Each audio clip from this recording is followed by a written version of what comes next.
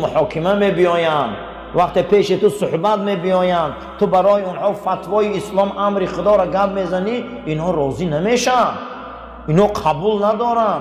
و یسلم و تسلیم، اینا تسلیم نمیشن، میگه نه اینا میگه ایمان ندارن. ولی کسی که بر رسول ما خداش خواه که ایمان داشته باشه باید قضای رسول اکرم قبول کنه، باید فتوای پیغمبر ما را قبول کنه، باید حدیث های رسول اکرم قبول کنه، آیین او را قبول کنه. اگر ایره قبول نکنه عزیزا، حالی وی میگه شما مومن نگوی، مسلمان نگوی. فلا و ربک ولا یؤمنون، او را خداشناس ندانه. کدام خداشناس دانه؟ وقتی بین شما در شجره و جنجال میشه و میبیایه، این رسول الله قطعی آیینش برای شما جواب میده سوالات آنده و شما با قبول نمیکنه، قانع نمیشه، قبولش نمیکنه، رد میکنه. این ده میگه شما اختان اهل ایمان ندانه.